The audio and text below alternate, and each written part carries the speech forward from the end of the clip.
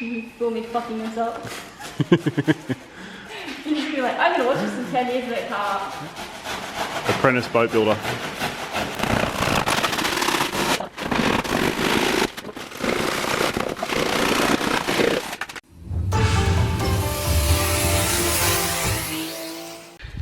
So Russ and I are discussing how to shape this correctly in a way that we'd like. Originally, that looks nice. Just trying to figure out this radius, whether it's going to be good enough or not. Okay, so Ross is doing a test piece of the radius that we want to do for the outer edge here. So we're going for a very Ferrari F40 style, keeping it very boxy, very retro, but also quite geometric and angular. So we're trying to avoid any kind of super round edges or any big curves. You can see there's a slight curve in this here. It comes up on an angle here and then comes back. Originally when we just marked it, we had the corner of the angle started here off the wheel, but we've moved it back to about here. So it's on the edge of the wheel. So it kind of looks like a bit more of a mud flare than what it would if it was just cut down the center. That is the angle of the vent that we are working with, so it's a bit hard to see on a camera. So again, we had it originally when we done this, we had this flat and then twisted it down towards the bottom to come into what will be a side skirt. However, looking at the rest of the car and the geometry of the car and the design, we want to keep it all consistent, so we've just flattened that completely out. There might be a very small kind of curve at the bottom just to add into that side skirt, but that is a later problem for when I actually design the side skirt. For now, we're just focusing on the over fenders. So instead of bogging these on yet, because we don't know the height of the vehicle, Ross has put pot rivets in the back of the over fender piece, and we are literally just going to mount and move that around on the car without having to worry about damaging or rebogging or pulling shit off. Just got to worry about it when you go to sand through the heads of the pot rivets. Yeah, and I'll forget about them.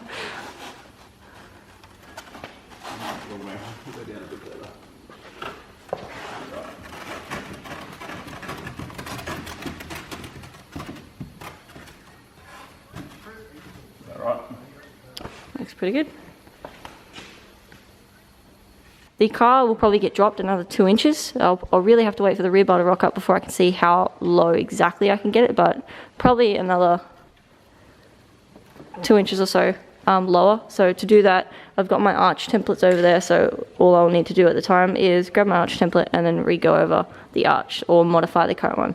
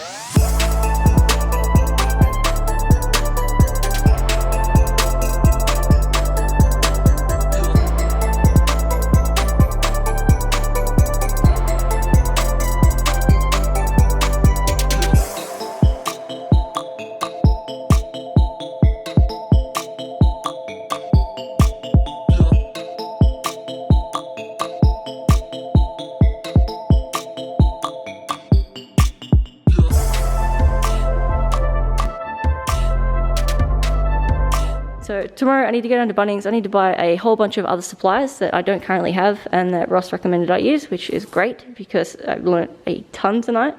So I need to get myself some scales, some drop sheets, some plaster, some more sandpaper, and what he calls a torture board. You'll find out what a torture board is in the coming vlogs. I also need to get some sandpaper for some grinders and some other bits and pieces to make this and to shape it. And then I'll be able to cover it in resin and then cover it in fiberglass. And there has been a change of plan. I'm no longer going to be creating a, what is it? It is a mold. Yeah. So I always fuck up the plug mold thing. So I almost called it a plug again. So I'm not creating plugs anymore. What I'm going to do is leave the foam on there. I'm going to create the mold directly off the end result once the foam is covered in some resin and some light fiberglass. Make my part off that, and then what I'll do from there is pull the part off, knock the foam off, and then I'll have my part.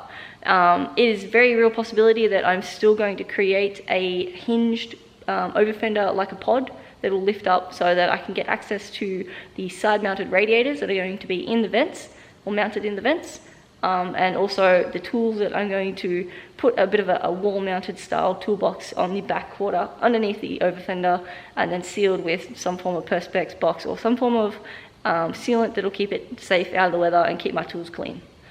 So yeah, that is a very real possibility. I still have to work out hinge ideas and how I want that to work, if I want that to work. And we may also look at the possibility of running Lamborghini doors on the doors, just to make it easier to work with the over fenders and the front fenders and the width of the car, and have that recessed door coming up and out. It's a work in progress, guys. Thank you very much for watching. Please hit that subscribe button if you have not already, and we will continue this build very, very soon. Take two. Take two. Take 10. You can be my blooper reel.